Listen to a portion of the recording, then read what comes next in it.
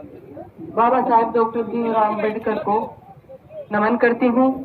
आप सभी समाज के जागरूक बंधुओं, मेरी बहनों, आप सभी का भी मैं हार्दिक अभिनंदन और स्वागत करती हूँ। आयोजक कमेटी का भी बहुत बहुत धन्यवाद ज्ञापित करती हूँ कि बड़े ही प्रयास के साथ में आप लोगों ने लगभग 20 समाज के संगठन जो है उनको इकट्ठा किया है। हम सब जानते हैं कि बाबा साहब ने कहा था कि संगठित बनो, और हम लोगों ने संगठन बना डाले और हमारा संगठित होना मुश्किल हो गया। आज ये बहुत अच्छी शुरुआत है भाई संदीप को, इससे बड़ी और श्रद्धांजलि क्या हो सकती है कि आज उनको न्याय मांगने के लिए हमारे 20 संगठन संगठित हुए हैं। तो आप सभी बधाई के पात्र हैं। मेरी माताओं बहनों से मेरा अनुरोध है कि बेशक आप संख्या में कम है, लेकिन आप समाज में जाकर के उन माताओं और बहनों को जगाओ कि तुम्हारे पति पर, तुम्हारे बच्चों पर, तुम्हारी बेटियों पर, तुम्हारी सारी समाज की जो बहुजन महिलाएं हैं उन पर रोज अन्याय और अत्याचार होते हैं। क्यों? क्योंकि हम लोग घरों से बाहर नहीं निकलते। हम लोगों ने घरों में रहना सीख लिया है, और जो समाज सड़कों पर आकर के अपने हक और अधिकार की लड़ाई नहीं लड़ता, वो समाज कभी भी शासक नहीं बन सकता है। तो आप लोगों को और बहुजन समाज के युवाओं से मेरा विशेष अनुरोध है कि जो इस मेमोरेंडम के अंदर जो बातें रखी गई हैं वो बहुत ही सटीक बातें हैं, हमारे हक और अधिकार की बातें हैं। उनमें सबसे जो बड़ा मुद्दा है वो है निजीकरण का। निजीकरण के लिए एक माननीय मंत्री महोदय सुब्रमण्यम स्वामी जी से हमारे किसी एक पत्रकार ने पूछा कि क्या आप संविधान खत्म करना चाहते हो, तो उनका इतना सुंदर जवाब था और हमारे मुंह के ऊपर तमाचा था। उन्होंने कहा कि हम संविधान को खत्म क्यों करेंगे, हम तो इसको इतना निष्क्रिय कर देंगे कि इसके रहने और न रहने के कोई मायने नहीं रहेंगे। और उसका जो कार्य है उसी परिप्रेक्ष्य में या उसी संदर्भ में जो कार्य हो रहा है वो है निजीकरण। निजीकरण का मतलब है कि संवैधानिक अधिकारों से आपको वंचित करना, और ये केवल एससी और एसटी का मुद्दा नहीं है, ये इस समाज के या इस भारत के सबसे बड़े तबके 52% ओबीसी का मामला है। किसी भी विभाग में अगर कोई 100 वैकेंसी निकलती है तो उसमें 52 जो हिस्सा है या 52 पोस्ट है वो ओबीसी की होनी चाहिए। लेकिन चूंकि भारत के जो ओबीसी वर्ग है वो सोया हुआ वर्ग है, और मैं कह सकती हूँ कि अपने अधिकारों के प्रति मुर्दा वर्ग है।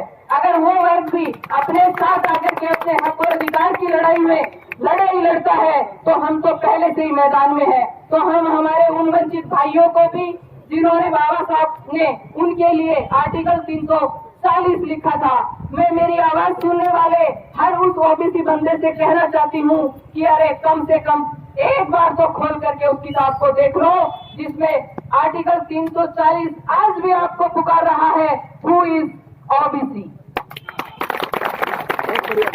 तो आप लोग अपने अधिकारों के लिए वंचित रह रहे हो, किए जा रहे हो। आज भारत सरकार के अंदर 89 मार्च के सेक्रेटरी हैं, जिसमें 52% ओबीसी डबल जीरो, यानी एक भी अधिकारी उन लोगों का नहीं है। आज हमारा बड़ा भाई ओबीसी अगर हमारे साथ हक और अधिकार की लड़ाई में शामिल होता तो भाई संदीप जैसे पाली में एक एससी का बच्चा जो मूछ रखने के कारण जो प्रकृति तक देन है कि पुरुष के मूछ आएंगी, हमारे एक युवा को मार डाला जाता है।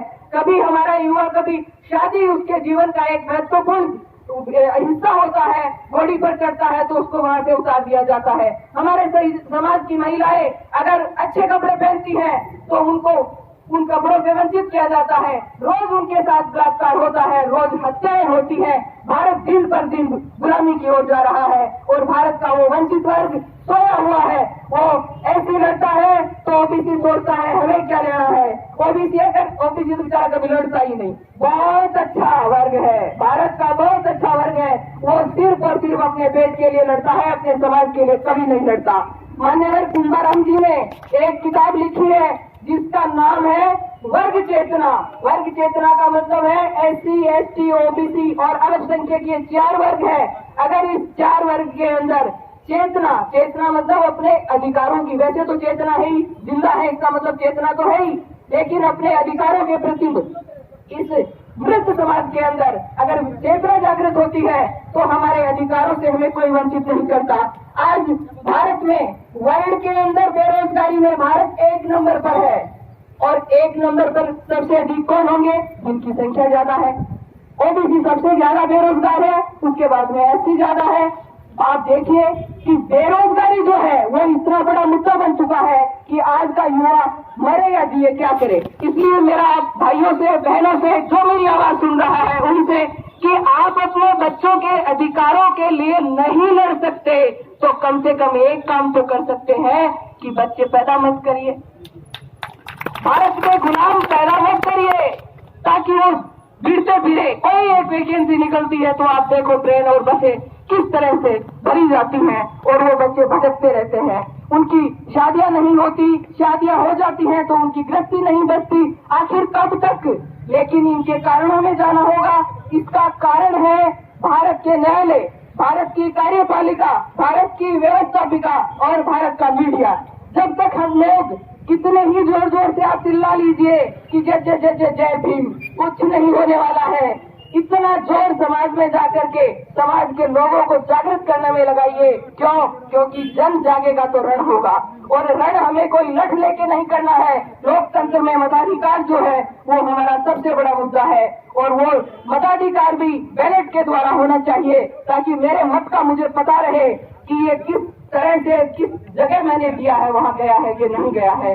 मैं एक बात और बताना चाहती हूँ आपको कि हमारे सुप्रीम कोर्ट हो, चाहे हाई कोर्ट हो, चाहे कुछ भी हो, लेकिन आर्टिकल 312 में ये लिखा गया था बाबा साहब के द्वारा कि भारत के अंदर जैसे भारतीय प्रशासनिक आयोग है, यूपीएससी है, उसी प्रकार से भारत में न्यायिक आयोग का गठन होना चाहिए।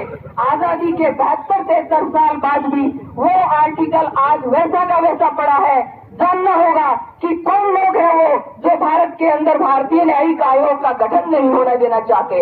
आज जानना होगा, बिना कारण को जाने कभी भी निवारण नहीं होगा। कितने डीजे बजा लीजिए और कितने जय भीम के नारे लगा लीजिए, इन नारों से कुछ नहीं होने वाला, क्योंकि शासक वर्ग ने भारत के करपटे को पकड़ रखा है।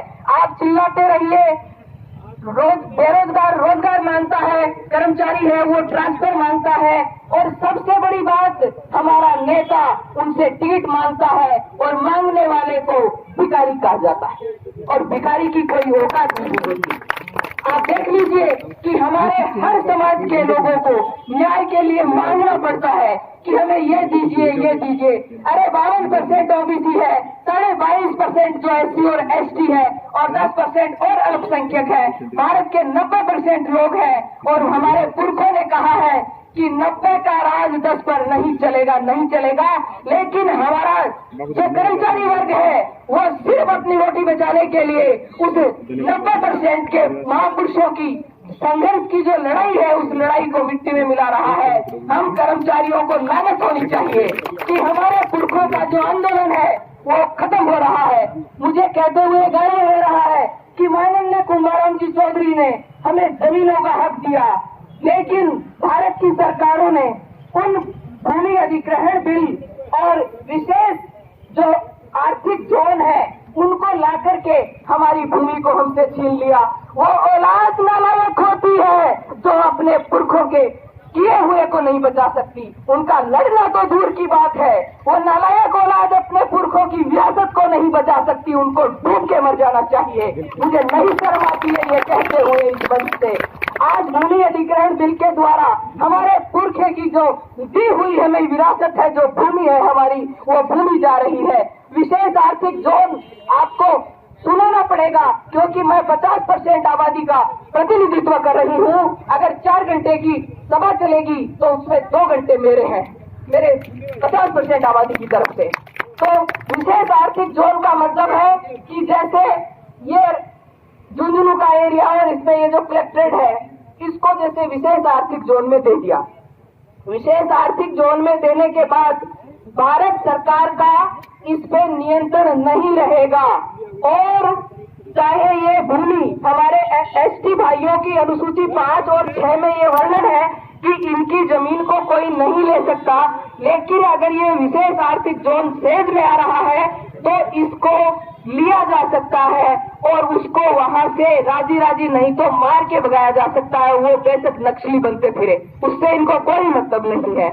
और दूसरी बात कि अगर उस विशेष आर्थिक जोन में भारत का संविधान लागू नहीं होगा, पढ़ो, खाली पेट भरने के लिए, नौकरी के लिए मत पढ़ो, अपने अधिकारों के लिए भी पढ़ो। विशेष आर्थिक क्षेत्र का मतलब यह है कि वहां भारत का संविधान लागू नहीं होगा।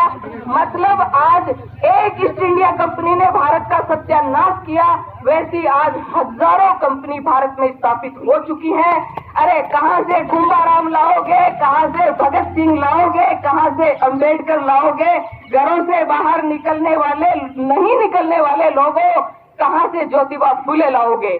उनका मिशन बचा लो जब तक भारत का संविधान जिंदा है, वरना मात्र और मात्र एक टारगेट है कि भारत की 90% आबादी को पुनः उसी मनुस्मृति में ले जा करके और उसको गुलाम बना लेना, और उसके बाद में उसके न कोई हक होंगे न कोई अधिकार होंगे।